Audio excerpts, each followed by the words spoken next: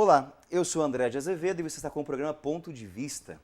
Quem de nós nunca ouviu a célebre afirmação do filósofo francês René Descartes? Penso, logo existo. Dá-nos a impressão que essa frase conhecidíssima hoje pode ser utilizada da seguinte maneira: apareço, logo existo. Somos a sociedade do espetáculo. Prova disso são os reality shows promovidos pelas televisões do Brasil. Para conversar sobre essa realidade dos programas chamados reality shows, eu tenho hoje a satisfação de conversar com os meus convidados. A Silvia Amara, que é professora do curso de Psicologia aqui da Unipar e psicóloga, o professor Lúcio, que dá aula no curso de Comunicação aqui da Unipar, e José Carlos, que é jornalista. Sejam muito bem-vindos a esse espaço onde vamos dialogar sobre reality show. Você vai nos acompanhar hoje com essa discussão. Não saia daí, a gente volta já já para o nosso programa Ponto de Vista e vocês voltam para dar uma espiadinha.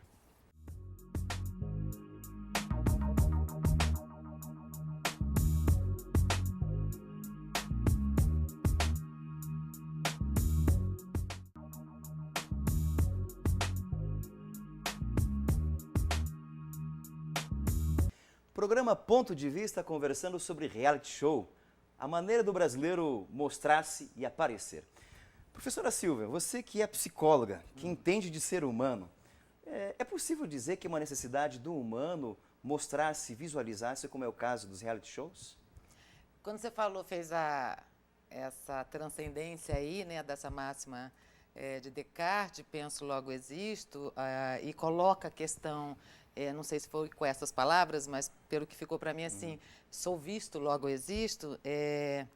Para a gente existir, eu preciso que alguém diga para mim que eu estou aí. Não adianta eu estar com o corpo fisicamente em alguma situação se eu não sou visto por alguém. Então, para que eu me sinta vivo, para que eu possa ter a minha existência, eu preciso que alguém me ratifique como tal. Tem que ter um feedback. Tem que ter um olhar para mim, né? Porque eu sei o meu nome a partir de uma outra pessoa. Eu sei quem eu sou, das minhas características a partir de como o outro me vê. Então, o outro ele tem fundamental importância na vida da gente. Mas é possível dizer que quem participa de um reality show, ele tem preocupação com o outro ou não? Não sei se seria, não deixa de ter uma preocupação com o outro, mas eu acho que essa não seria a base fundamental, talvez, da motivação para essas participações, né? Ser público, talvez, quer dizer, ampliar esse reconhecimento que talvez venha a motivar, fora a questão financeira também. Então, não estou preocupada, porque se eu estiver preocupada, eu jamais daria para estar num ambiente desse, porque a preocupação, de repente, com a imagem, de você estar mantendo uma certa postura, né? Isso aí já te limita a essa exposição pública que é feita nesses espetáculos, vamos dizer assim.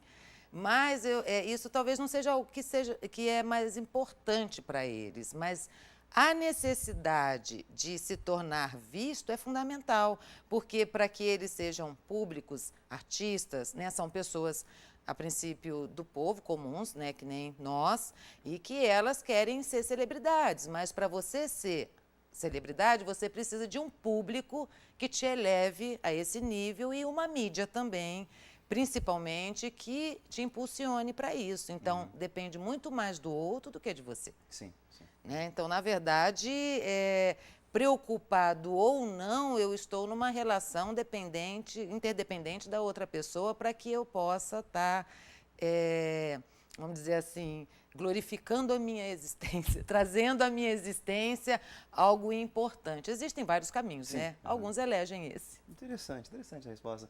Professor Lúcio, a professora Silvia falou para a gente dessa questão do outro, da relação. É claro que um reality show não é um laboratório de autoconhecimento, né?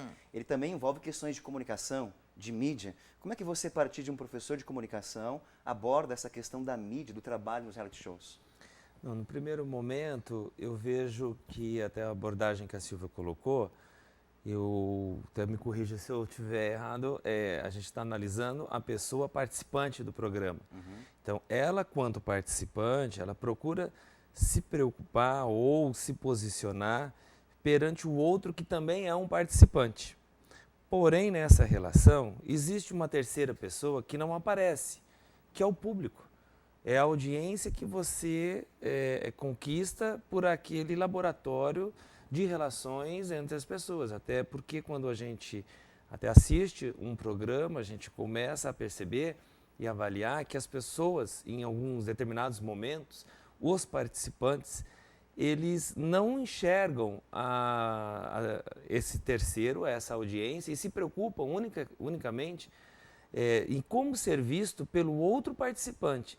Mas ele não está observando, ele não extrapola o limite daquele local. Uhum. Porém, existe um outro universo de pessoas que estão assistindo, que é o público. E talvez esse público se coloque nas pessoas que estão, né, participando. Então eu vejo aí até uma discussão, né, a ser vista como é que o público se entrega também num programa, dando então, no caso, a audiência para o programa. Uhum. Então é um terceiro elemento, né? Então, os participantes e a audiência que está assistindo aquilo. Então, por isso que até acaba se tornando esse espetáculo, né? Os participantes entre si é como se fosse numa vida comum, porém existe o espetáculo, são as pessoas que estão aqui fora, né, assistindo e, num certo momento, se colocando na posição das pessoas, como é que uma reage, como é que a outra não reage, e respondendo a isso também. Esse terceiro elemento, o outro que a gente pode dizer, que é o público, dá para definir um perfil dele ou não? É a massa. A massa. Né? É a massa, é a audiência. Então, para a comunicação, e exclusivamente na minha área, que é a mídia, é o que interessa para mais uma outra figura aparecer, que são as marcas. Então, eu tenho o interesse de acoplar a minha marca num universo de pessoas muito grande, um volume muito grande, pela audiência que se dá, onde ali eu consigo a minha visibilidade, né, a exibição, na verdade, da minha marca para um público dentro deste espetáculo. Uhum. Né? Então, entrando como merchandising, fazendo parte da vida deles, a gente visualiza diferentes formas de se aproveitar deste espetáculo para que eu tenha a minha visibilidade. Pode-se dizer quando eu falo, marca, né? Esse espetáculo que está sendo montado é só um trampolim para o mercado ou não? Depende do ponto de vista. Uhum. Eu acho que é um projeto, é um produto da televisão, um reality show, onde o mercado publicitário a utiliza, né, como um elemento de troca de informações publicitárias, gerando receita para quem produz e também para quem investe. Uhum. Né? Então, a pessoa, ao investir, a marca, ao investir dentro de um programa desse, ele também está visualizando resultados pela visibilidade, em vender mais, em ter uma maior participação neste universo de trás, né, da audiência. É ele que está consumindo a marca. Ele consome a marca porque ele acopla a marca à vida comum das pessoas, ao qual em algum momento ele se identifica. Então, ao se identificar com o conteúdo do programa, ele também pode estar se identificando com a marca que está sendo colocado dentro daquele programa. Então, é um aproveitamento de um produto de televisão para o investimento em mídia. Sim.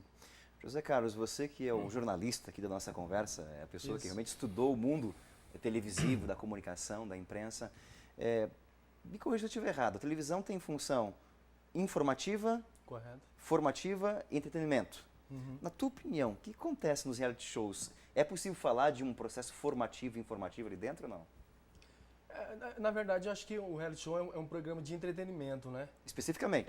Especificamente para entreter as pessoas que estão do outro lado. Uhum. Então, acho que vai depender do ponto de vista de cada um, né? Porque é uma casa onde tem várias pessoas, né? Juntas, e aí é o dia a dia das pessoas ali, né? E há conflitos também. Então, acho que vai depender do ponto de vista de cada um em tentar absorver alguma coisa. Mas, no meu ponto de vista, é um programa que ele visa o entretenimento de quem está em casa. Uhum. Especificamente isso. Exatamente. Uhum. Retomando um pouco, a professora Silvia falou que ela disse que não teria coragem de participar de um programa. Você teria? coragem de estar dentro de um programa reality show? Eu teria coragem. Teria? Eu teria Qual coragem. é de a tua participar. motivação, além, claro, da financeira, né? que é uma boa motivação. Acho que são vários motivos que levam as pessoas a participarem. A busca pela fama, a busca pelo dinheiro, né? Por um espaço na mídia, pessoas que querem ser famosas e buscam essa oportunidade para, de repente, alavancar uma carreira artística, né? Então, acho que... É um trampolim. É um trampolim para a fama, apesar de ser uma fama efêmera, né? Porque se você for analisar, se você perguntar para alguém, você lembra do primeiro de um dos participantes do primeiro Big Brother? Dificilmente alguém vai lembrar. São poucas pessoas que alcançaram a fama pelo programa de reality show, né? Então, aí fica difícil de... Os romanos antigos tinham um ditado para a fama, né? Eles diziam que fama fumus, né? A fama é fumaça. Ela se esvai, acaba. Ela é totalmente, efêmera, ela passa rápido, efêmera, né? justamente essa palavra, né? Professor, o Zé Carlos falou a questão de escolhas, de intenções projetadas num programa, né? Existem valores ali dentro trabalhados? O programa, ele basicamente trabalha com valores. Com valores. Com valores, né? Porque já começa o valor financeiro, eu estou ali por uma questão financeira, o valor da fama, que tem a ver com a relação de poder. O famoso, ele tem uma relação de poder sobre o seu público, apesar dele ser sustentado pelo público também, ele se sente, ele se vê poderoso sobre o público, então eu associo muito a fama ao poder, né? Ele trabalha com valores morais e é muito interessante a gente ver as contradições. O público, ele é um pouco perverso nesse julgamento, porque assim, eles estão jogando um jogo, isso é fato. Se tem que ter um ganhador, então todos ali são competitivos entre si. E alguns nomes de programas são contraditórios, né? Nesse sentido. Não são brothers. Não são brothers, justamente. Né? Estão numa arena, só que eles não podem assumir que estão jogando um jogo. Né? Então, o público, ele é muito mordaz, no sentido com aquele que realmente assume que vai jogar, que vai criar estratégias, né? Nós não gostamos muito desse tipo de comportamento porque achamos antiético, só que é um jogo. Então, é muito complicado para eles, eu acredito, como é que vai agir ali dentro, porque eu tenho que ser amigo do meu inimigo. Eu tenho que me agregar a alguém, né, que é meu inimigo, que eu estou competindo com ele. Mas tem uma outra questão aí que me faz agregar, que é a identificação da vivência com aquela pessoa. Então, eu vou me agregando com aqueles que eu me vejo na mesma situação que está vivendo comigo. Então, olha os valores aí perpetuando nesse sentido. Quando o público julga, esse público, ele vai julgar em cima de questões morais, de valores morais. Você é bom, você é ruim, você fez certo, você fez errado. O critério do julgamento do público é esse. É um Então, critério moral. Exato. Então, esses programas, eles trabalham baseados em duas questões, em necessidades e em valores. E toda necessidade, ela é suprida com alguma coisa que eu escolho, baseada no valor que eu dou àquilo. Então, de uma certa forma, eu vejo a base sustentatória desses programas em cima desses valores, inclusive das marcas. O que faz? Ele agrega a marca, quer dizer, o humano ali está agregado na marca. Eu compro aquele produto porque eu estou associando a alguma coisa que eu valorizo. Né? Então, não tem como escapar. Eu vou deixar uma perguntinha no ar para os dois convidados aqui. Você falou dessa questão que o público escolhe, elege, faz opções, né? Aí eu vou deixar a pergunta no ar para a gente ir para o nosso intervalo.